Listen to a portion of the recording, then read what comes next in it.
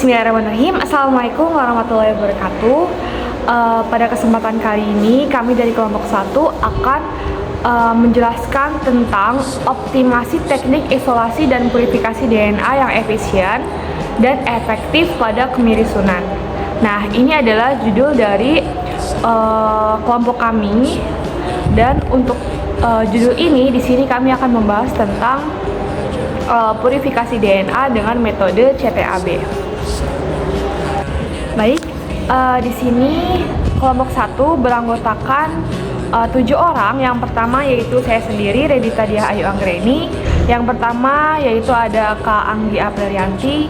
Yang kedua ada Kak Dewi Purnamasari. Yang ketiga ada Kak Emaliani Septiani. Lalu selanjutnya Kak Melida Aidila. Lalu Kak Oki Muldani dan juga Kak Siti Anissa. Baik, yang pertama di sini saya akan menjelaskan apa itu purifikasi DNA. Jadi purifikasi DNA itu adalah proses mengekstraksi dan memurnikan DNA dari sampel biologis. Selanjutnya, di dalam proses purifikasi DNA terdapat metode CTAB.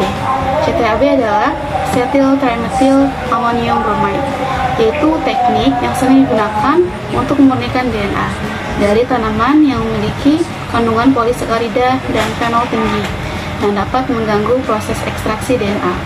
Di samping terdapat gambar yang menunjukkan daripada proses metode CTAB ini. Nah, langkah awalnya sampel tanaman ini dihancurkan, kemudian dilarutkan dalam buffer CTAB yang berfungsi untuk memecah dinding sel dan membran sel tanaman. Selanjutnya ada proses lisis. CTAB mengikat polisakarida dan fenol, menghilangkan mereka dari larutan DNA.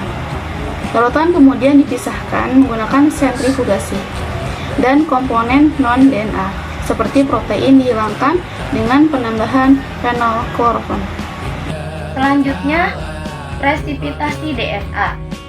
Setelah DNA dipisahkan dari kontaminan, DNA diendapkan menggunakan etanol atau isopropanol yang memungkinkan pengumpulan DNA murni. Pemurnian lebih lanjut, DNA yang diendapkan dilarutkan kembali dalam buffer sehingga DNA siap digunakan untuk analisis molekuler seperti PCR. Selanjutnya yaitu purifikasi DNA dengan metode CTAB. Metode CTAB adalah teknik yang efektif dan banyak digunakan untuk mengekstraksi DNA dari tanaman, terutama yang memiliki kandungan polisakarida dan fenol tinggi.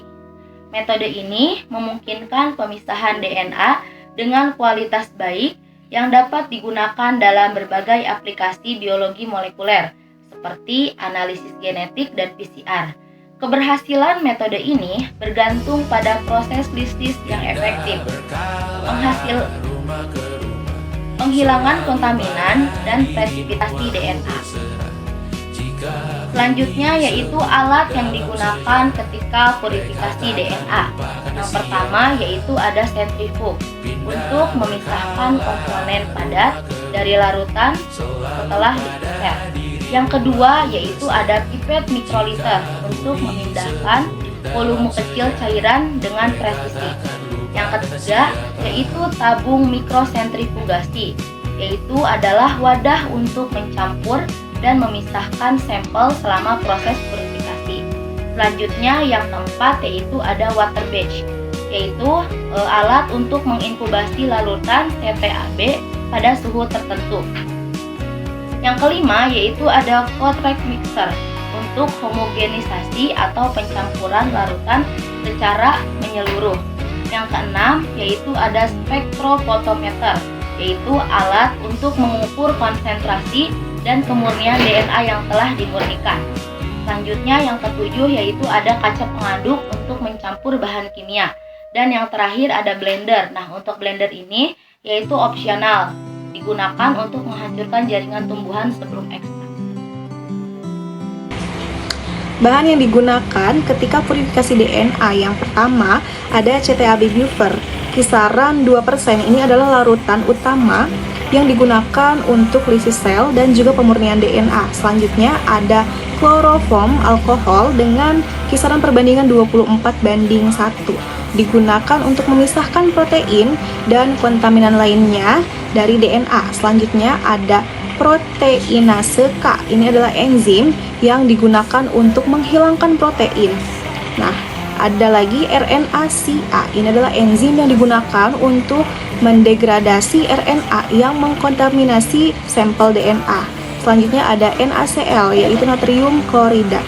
Digunakan untuk menghilangkan polisakarida yang terikat pada DNA. Untuk selanjutnya ada etanol dengan kisaran 96% untuk presipitasi DNA. Lalu ada isopropanol adalah alternatif untuk etanol dalam presipitasi DNA. Lalu ada tris EDTA buffer. Ini adalah larutan untuk melarutkan DNA setelah pemurnian dan menjaga stabilitasnya. Terus selanjutnya ada poin-poin penting di mana metode CTAB ini dalam hal penggunaan yang dijelaskan dalam jurnal-jurnal terkait dengan purifikasi DNA.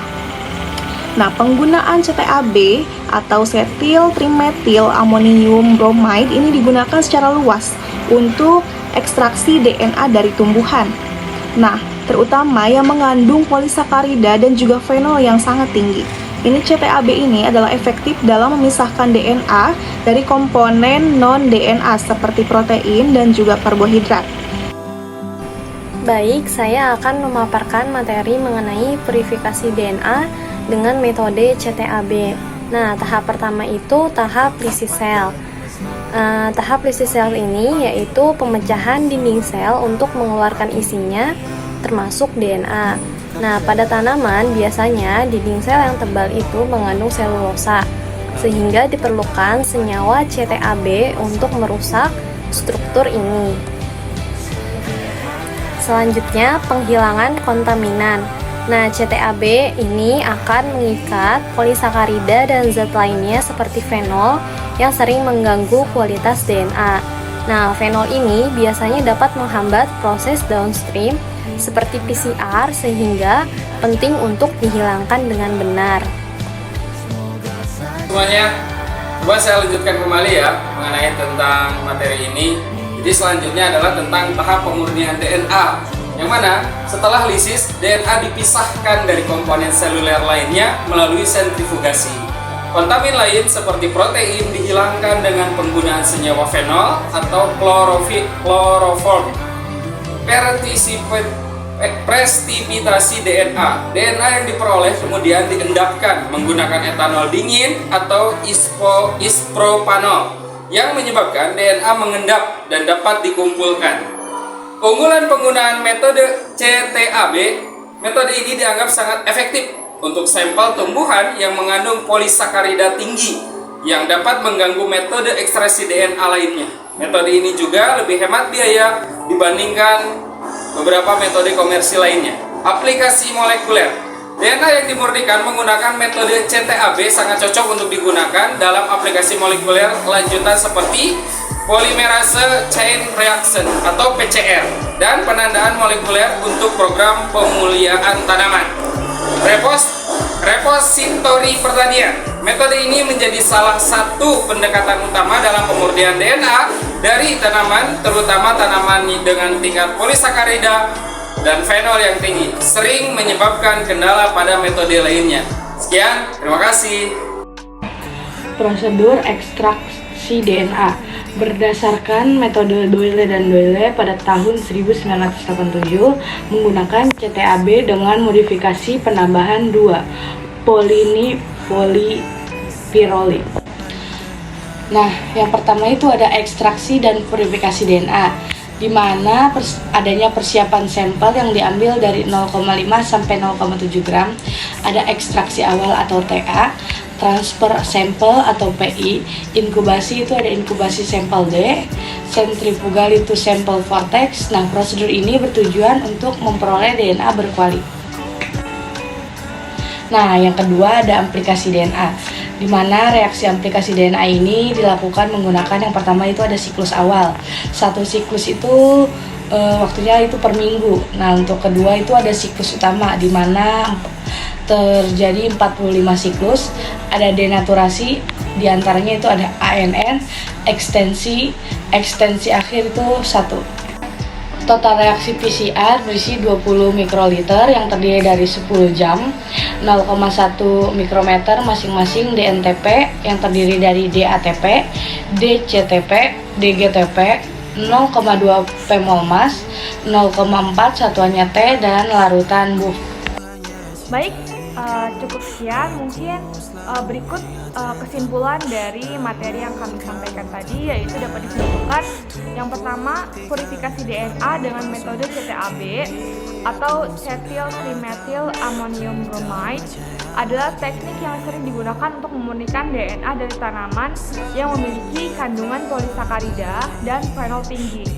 Lalu yang kedua, metode CTAB efektif dalam memisahkan DNA dari komponen non-DNA seperti protein dan karbohidrat.